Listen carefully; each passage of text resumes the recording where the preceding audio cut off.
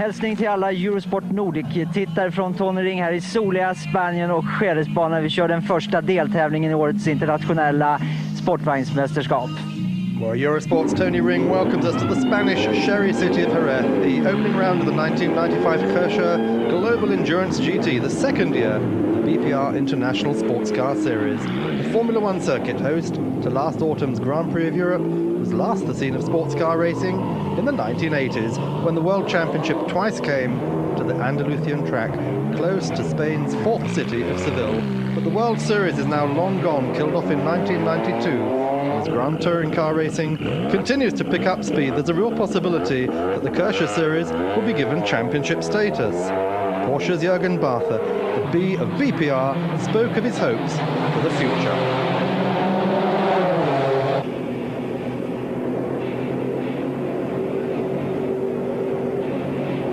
BPR has made an application to the FIA for championship status this year. Are you hopeful this will happen? Well, not championship status. We just made an application for international series status, and this will be decided in March. But after our meeting with Max Mosley, I think we are quite hopeful that this will pass and that we get the international series status. Do you see this series one day becoming the World Championship for sports cars? No, not really, because I think it's already a plan and already decided by FIA that there will be a World Championship combined out of three world long-distance races, which is Daytona, Le Mans, and one race in Japan. And I think this will be the World Championship. Maybe we are regional series or something like this, but not a World Championship. There were a lot of political problems at Daytona this year. Do you think maybe the GT is going to be the easier option for the FIA to take? Well, no, I think we're working quite closely with FIA together to get all the rules together, also with the Americans.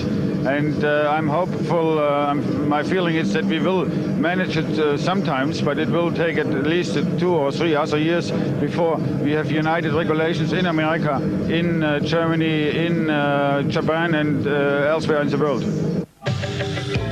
Jerez sees the debut of one of the most dramatic road races of all time, McLaren's £650,000 230-mile-per-hour F1 GTR, ranged against Porsche, Ferrari, De Tomaso and Venturi at this first race.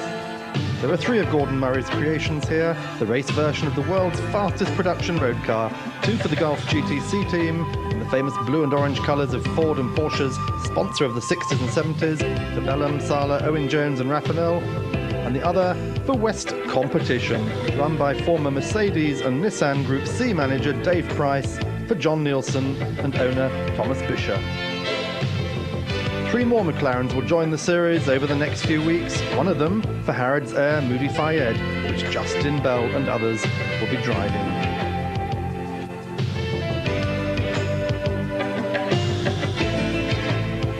British historic racer Lindsay Owen-Jones owns one of the Gulf cars, which he will share with Frenchman Pierre-Henri Raffanel.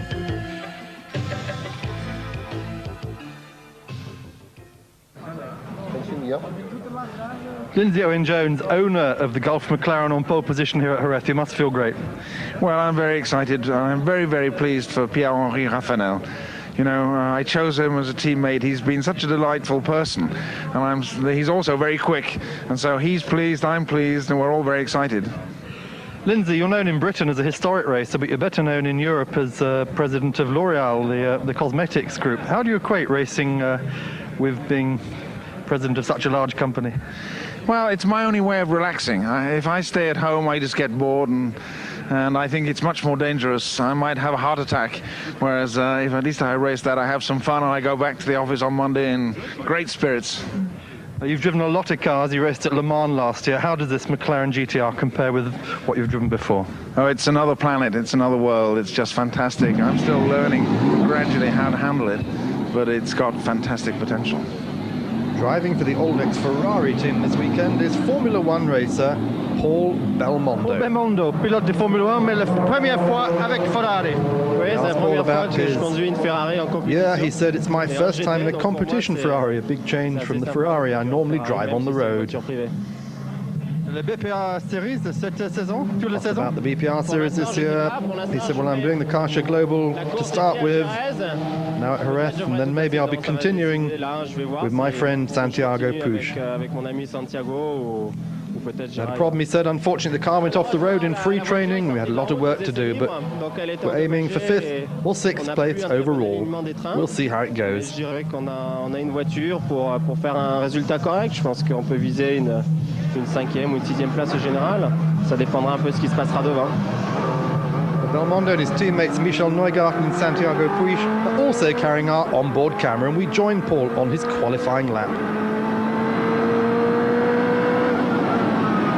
Ferrari F40 twin-turbo, 650 horsepower out of Italian supercar. This is Jerez circuit, built 10 years ago in the sherry vineyards around Jerez de la Frontera, with European community aid and sponsorship from Tio Pepe. Hosted the first Spanish Grand Prix in 1986 when Senna and Mansell fought out the race. Senna's McLaren taking the victory by just 95 centimetres. Senna won again in 1987 and again in 89. The other 2 races here in 88 and 90 were won by Alain Prost for McLaren. Jerez lost the Spanish race to Barcelona in 91, but it came back last October as the European Grand Prix when Michael Schumacher won. Jerez has also made its mark as a world sports car circuit. Brun Porsche won here in 86, Jaguar in 87 and Mercedes in 88. And now sports cars are back on this circuit. Changed a little since the 1980s after Martin Donnelly's near-fatal accident qualifying for that 1990 Grand Prix. The fast corner behind the paddock has been changed. This is the back of the circuit.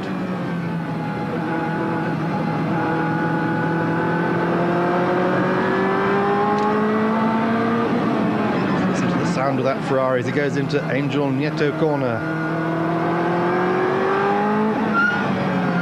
And this is where the Ayrton-Senna chicane has been inserted. It's a change for safety, but breaks the rhythm of the flowing, undulating 4.4 kilometre circuit, say the drivers.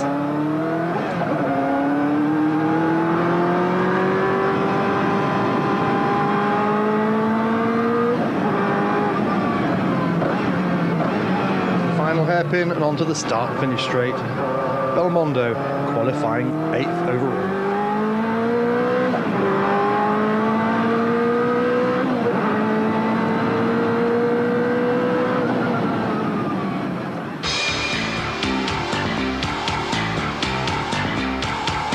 New to the BPR series is ADA's Di Tommaso Pantera, running a 5-litre NASCAR Ford V8 for Andy Wallace and Torquil Tiring.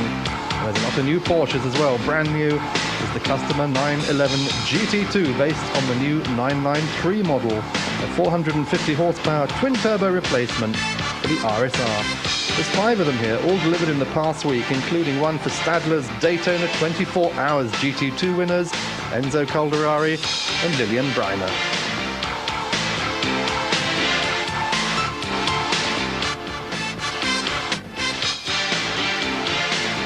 The most winning team of 1994, with victories at Paul Ricard, Harama, Suzuka and Zuhai, is Labra competition. And they decide to run their new GT2 in GT1 form.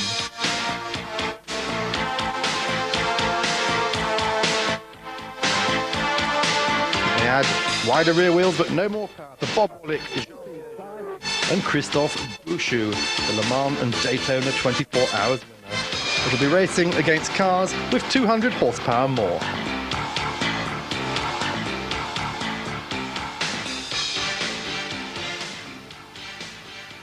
Well, final qualifying, and the number 3 Gulf GTR of Rafanel goes out to try to claim pole position from the other McLarens. Nielsen at this moment fastest in the West car.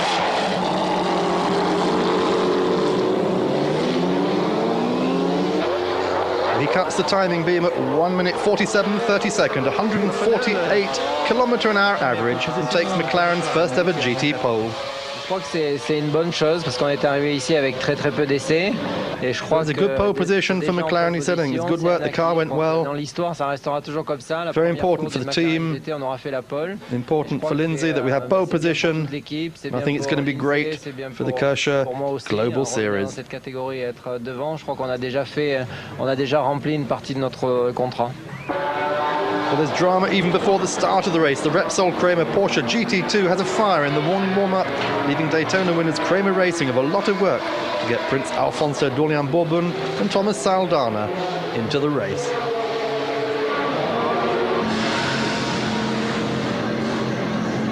The damage isn't serious.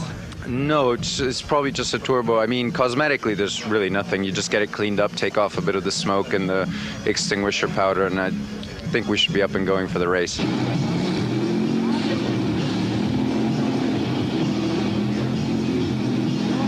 Hello, Eurosports fans. I am Pierre-Henri Raffanel and I am on pole position in Jerez. And now we are going to have a break and I hope to meet you on the grid. Welcome back to the Kershaw GT show. This is Mark Cole at a sunny but cold Jerez, and these are 5 of the best. This is the starting grid. Pierre-Henri Raffanel's Gulf McLaren F1 GTR on pole position. The first both for Raffanel and for McLaren. Alongside the Michael Caine run car is John Nielsen's West McLaren, just 22/100ths of a second slower. Taking up its place on the second row behind, Ray Bellum in the number 1 Gulf McLaren, accompanied by Maurizio Sala, seen here with his Brazilian compatriot Roberto Moreno, visiting from IndyCars. And then Labra's Porsche 911 with Bob Wallach alongside him, taking the start in this GT1 car. Row 3, and ADA's Di Tommaso takes 5th place. Alongside the Stadler Porsche of Daytona GT2 winners Calderari and Breiner. And on the 4th row, Stanley Dickens, Le Mans winner for Mercedes in '89, puts the cycle Porsche 7th, with the camera carrying Aldex Ferrari F40 of Belmondo in 8th place on the grid.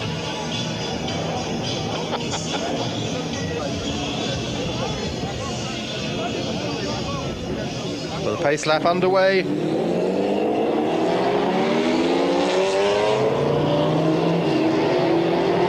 18 starters after 23 cars came here to qualify. Some crashed or broken, but this is the cream of the field for the first ever Kershaw Global Endurance GT.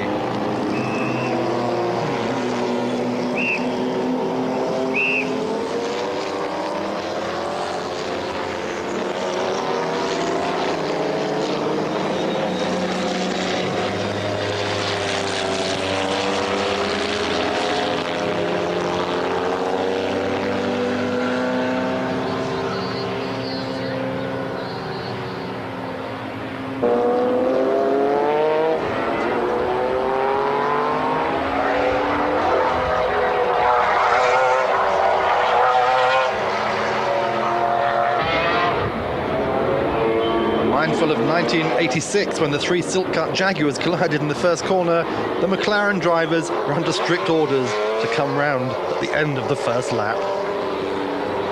Pace car prepares to pull off. Pierre-Henri Raffanel leading this class field. Coming into the final hairpin, pit lane entrance behind the pits there. Cars under starters orders. Raffanel just gives a squirt of this 650 horsepower BMW power in the McLaren.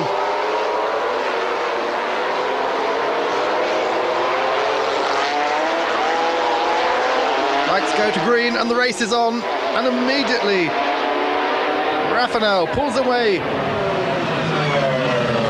John Nielsen trying to go around the outside, Ray Bellum on the inside and tucking in behind Bob Wallach there in the Labra Porsche, but it's all safe at the moment. Raffanel and Bellum providing the bread for a McLaren sandwich around John Nielsen. The fight now begins in earnest. The 650 horsepower GTR is the class of the field, and indeed almost immediately starting to pull away, going through the clouds of cement dust after Venturi deposited the contents of its engine all over the track in the morning warm-up. Nielsen looking for a way past Raffanel, the big Dane challenging the slim Frenchman as they come up. The hairpins at the back of the paddock. Nielsen can't do it at the moment, gets that power down. Remember, these cars have no ground effects like the Group C cars of the past. They might look a little like Group C cars, but they are road cars in effect to drive. Don't worry, not an engine blow up again. That's cement dust around the circuit. But look how Bob Wallach is hanging in there in the Labra Porsche, 200 horsepower less. And tucked in behind him, Andy Wallace in the Dieter Marsic Pantera. Great showing for the car that was first seen at Le Mans last year. And he's going to be doing the entire Caixa Global Series. It's still Raffinel, then it's Nielsen, then it's Bellum. These three McLarens triumvirate at the front of the field. Nielsen looking for a way through on the final hairpin. Oh, the cars just collide. They just touch there, and it's enough to put Nielsen off his stroke, and Bellum's all over the back of him now. Completion of the first lap, the pit boards are out, and the three McLarens climbing up the hill to that first corner. No problems as the Jaguars had in '86. Three world-class drivers here, Raffinel, Nielsen and Bellum. All experienced sports car men, all Le Mans racers. Big John Nielsen still looks to make that move all around this 4.4 kilometer Jerez circuit. Set amongst the sherry vineyards. Oh, Nielsen tries again on the inside, but he can't do it. Raffinel knows exactly where he is.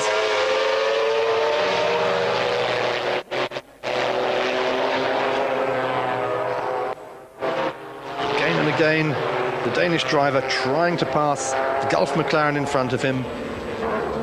Still the meat in the McLaren sandwich. With the sweeping corners behind the paddock.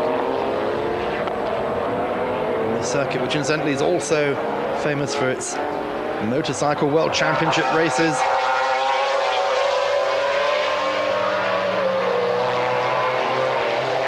Great sight seeing these McLarens out for the first time. Gordon Murray, the designer of the cars, here watching the progress of his babies.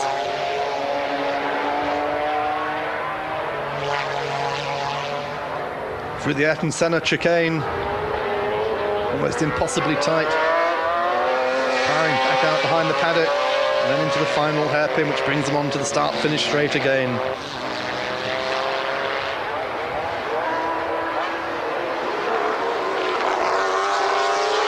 And Bob Wallach still hanging on there in that Labra Porsche, the car running with these wider wheels, which the Labra team firmly believes is what this car needs. They're looking to put 650 horsepower through those back wheels by the time Le Mans comes around, when the car will be a Pucker GT1 car. But for the moment, running with 450, maybe 460 horsepower against the 650 of these three McLarens.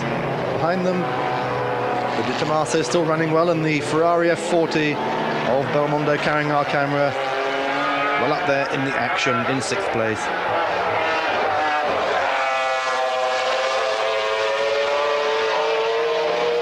Well, Nielsen just unable to find a way past at the moment, but he does seem to have the legs over the Gulf car of Raffinel under braking. This is a fairly slow circuit here at Jerez, a lot of tight corners. Means the average speed is only something in the region of 88 miles an hour, which sounds slow, but certain points in the circuit, these cars are touching 190 miles an hour.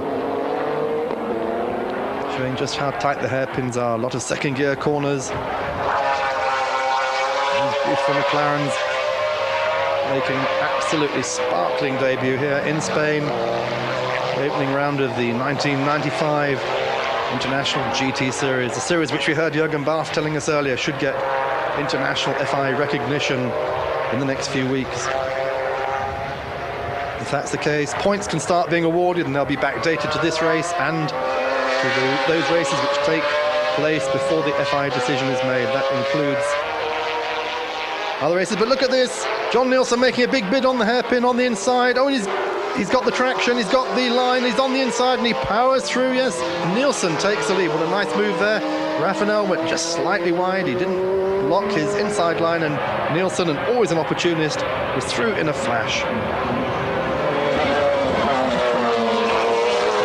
Le Mans winner for Jaguar, Daytona winner for Jaguar. Perhaps the most experienced sports car racer here in this field at Jerez.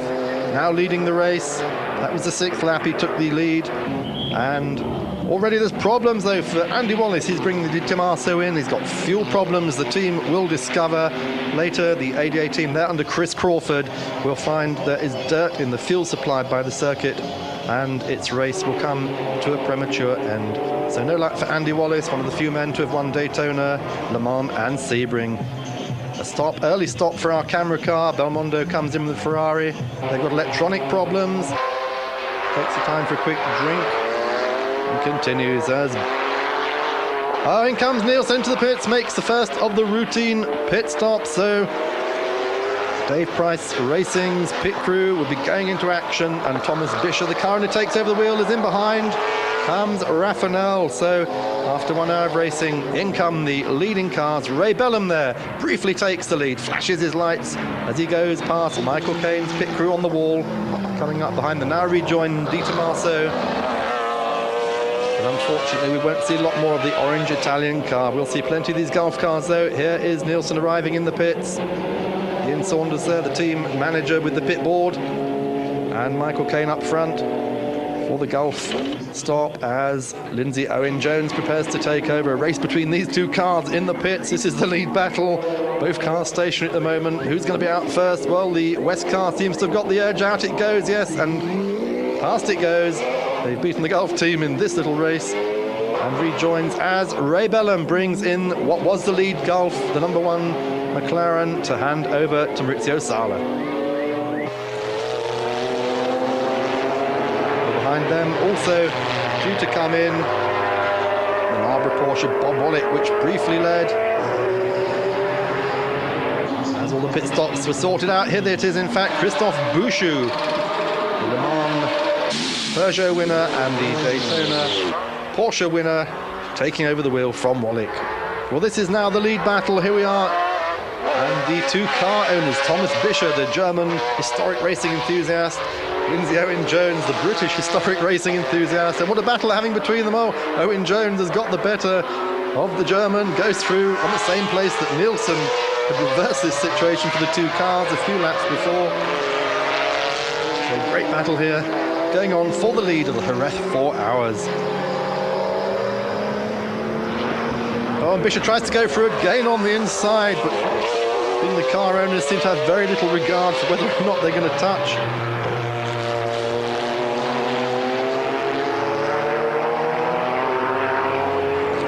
Behind Bouchou now in the Marlboro Porsche, coming up at a rate of knots. This man spectacularly fast. 5th is Belmondo's Ferrari F40 with our camera on board.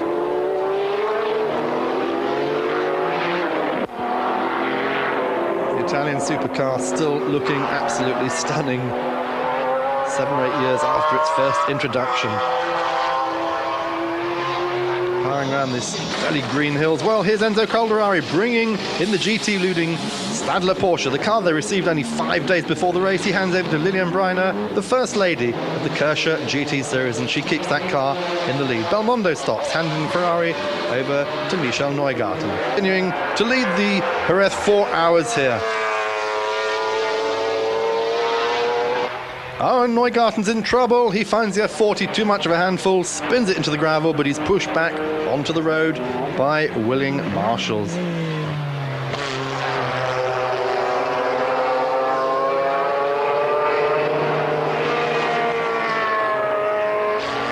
Meanwhile, Owen-Jones continues to maintain his lead. The president of L'Oreal, the French cosmetic company, doing a great job in his British car here in Spain.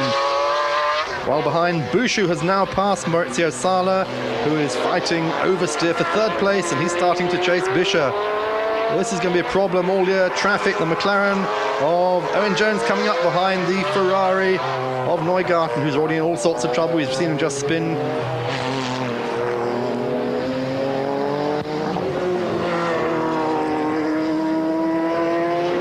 Looking for a chance to pass the Ferrari, which is some seconds slow around this circuit. Oh, and he locks up, he is caught out, he locks up and spins the car. The race leader spins, all but hits the Ferrari as he's picking it all up. Thomas Bisher and Christophe Bouchou fighting for 2nd place. They arrive at the corner and they are now fighting for the lead as an angry Owen-Jones drops down to 3rd place. Well, a lap later, the young French Charger goes past in the Porsche, 200 horsepower down.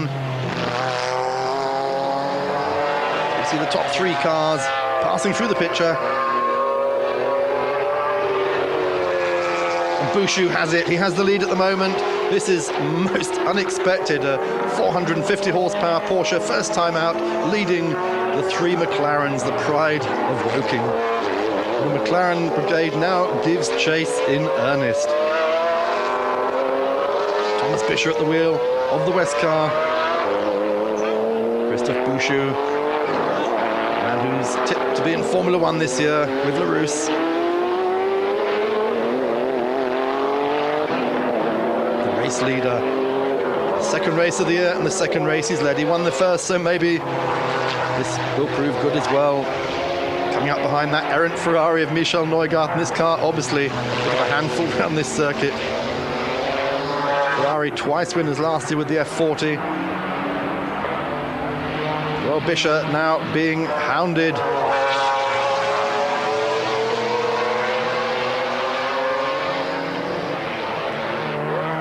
Oh, and he spins. Bisher spins in front of Owen Jones, so both the team owners now had spins.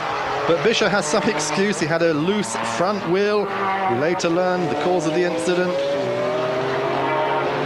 It gives Bouchou an even bigger buffer between the first and second cars, because Bisher's in trouble crawling back to the pits. He's now passed by Maurizio Sala in the number 1 McLaren. And of course Owen Jones delayed, almost collecting that spinning Bisher. So Bisher heading back for the pits in all sorts of trouble, as we saw Wolfgang Kaufmann there, passing in the Freisinger Porsche.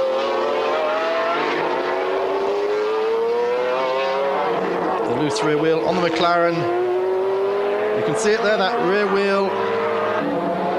In he comes. The Dave Price team jump on the car, try and identify what the problem is.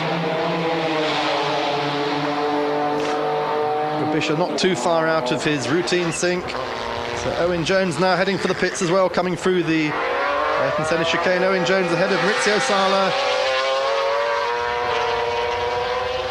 Pulling over with his indicator going there to come into the pits. Oh, and Owen Jones spins the car coming into the pit lane. Has he got a problem? It looked like a grabbing front brake there. Well, this is a disaster for the McLaren brigade, as Christophe Bouchou goes further and further ahead in the Labre Porsche. McLaren crew in the dark blue jackets looking a little concerned as Owen Jones goes into the pits. And Pierre-Henri Raffanel takes over once again. Two Gulf McLarens in the pits again at the same time. Out goes Raffanel as in comes Sala to hand over to Ray Bellum. Raffanel leaves the pits, but there's a cloud of smoke, and that spells trouble, surely, from the front wheel. And at the top of the hill, the wheel's gone, and it's followed by another as he starts to pull off. Look at our slow motion of what happened. Front wheel, wheel nut, and wheel comes off. Just the same problem that Thomas Bisher had. And the number 3 McLaren is left stranded in the middle of the track. Well, car owner Lindsay Owen Jones cannot believe what he hears on the team radio. One McLaren down and Porsche leading. This was not in the script. Our cameraman gives the wheel back to the marshals. With the McLaren stranded on the track, out comes the safety car. Well, Christophe Bouchou now has an almost 1 lap lead over the field, and learning from Daytona, he heads for the pits during the caution period. This, however, will cost Labre Porsche dear. The pace car driver, looking for the leader, waves the rest of the field by, and when Jean-Pierre Jarier brings the leading Porsche back into the race, it will have lost its lap advantage, and at the restart will be only 8 car lengths ahead of Bellum's Gulf McLaren.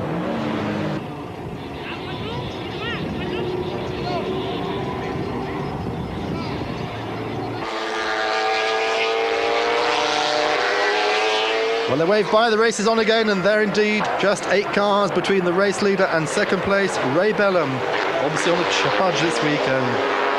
So Jean-Pierre Jarier leading, let us watch Bellum's McLaren behind. Already passing cars.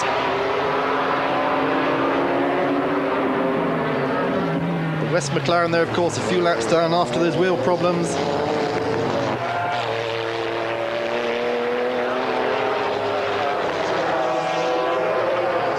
Jerez, the man who drove so brilliantly in Suzuka and Zhuhai at the end of last year to give Labre those 2 victories in the factory-supported 911 Turbo, now in the new customer 993 based GT2 twin turbo. Look at that, pulling away already, but Ray Bellum really starting to reel in those cars ahead of him.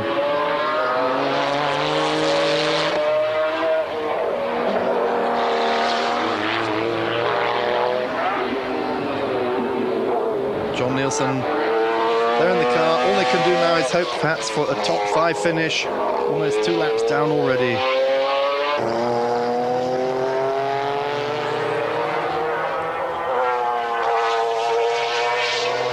He passes Jerez to make it 1 down.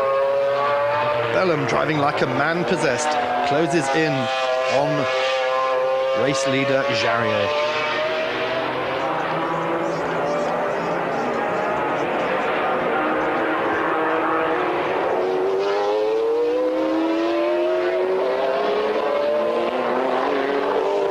Question of time now before the inevitable is going to happen, surely. There is Bellum right on the tail of the Porsche, and sure enough, on the final hairpin, he slips through, takes the lead of the race for the first time in this race, apart from that very brief lap during the first round of pit stops, and starts to pull away. Ray Bellum, a very experienced man, world Group C2 champion, Le Mans Group C2 winner now in the big time. What was Group C1, this is GTR1, what is the world's most sophisticated racing car. Jerez not giving up though, still pressurising the British driver.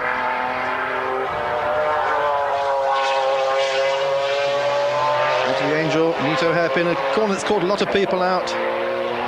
Oh, and it catches Bellum out as well. Oh, Bellum spins, stops just short of the gravel, picks it all up, and now that has let Jerez and the Labre Porsche team back into the lead of the race. Well, John Nielsen back in again, routine stop.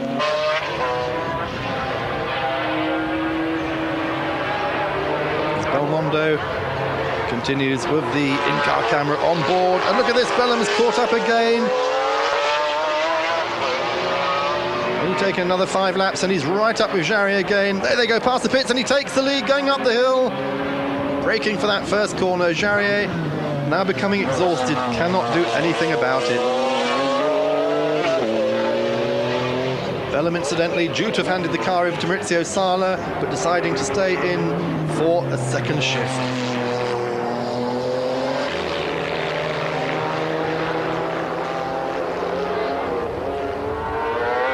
John Nielsen starts his final charge, setting fastest lap of the race, but after that final pit stop, it ended with a broken gearbox on the penultimate lap. He was unclassified for failing to take the checkered flag. Where we see Belmondo, Neugarten and Pusch in that Ferrari F40, still running strongly after its earlier electrical problems.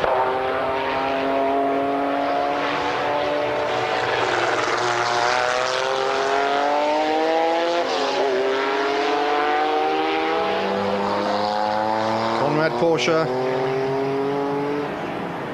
the DSF Porsche wearing some battle scars after running into the back of the Repsol Renault car. Through goes the Ferrari. Owen Ray Bellum leading and now heading for victory after driving what must be the race of his life. Jerez 15 seconds behind. Last lap, and there's the difference. Ray Bellum, Jean-Pierre Jerez, who likewise has decided to stay in the car for a second shift. Although tired, he came in to refuel 3 laps early. Christophe Bouchou was ready for the final shift, but hadn't got his helmet on because he came in early and unfortunately was unable to take over the car. So it's Bellum, it's still Jerez, and they're on the final lap at the Jerez 4 hours. What a fascinating race it's been. 8 times the lead of the race has changed. 15-second gap now being maintained throughout the last lap. Third place, the brand new GT2 Porsche of Calderari and Breiner after Daytona, their second GT2 victory in 3 weeks. Christophe Bouchou is going to be denied his second victory in 2 races. He finishes second as the checkered flag is out.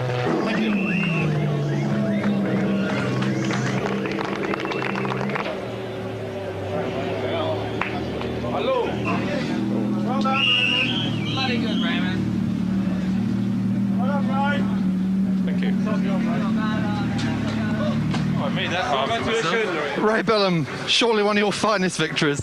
Yeah, I made it a bit hard for myself because I spun when I took the lead and thought, bugger it, I've now got to make up another 20 seconds. But the car was absolutely fantastic. Unfortunately, I set it up in the morning and it's very oversteery. But I got greedy. I was so enjoying myself, I thought I'd stay in there.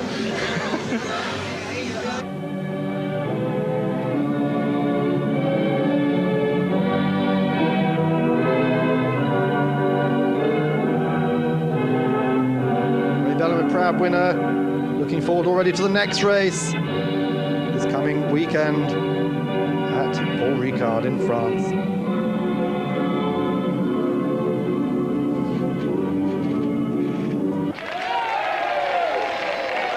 Well, that's been the Kershaw GT show. Join us next time here on Eurosport.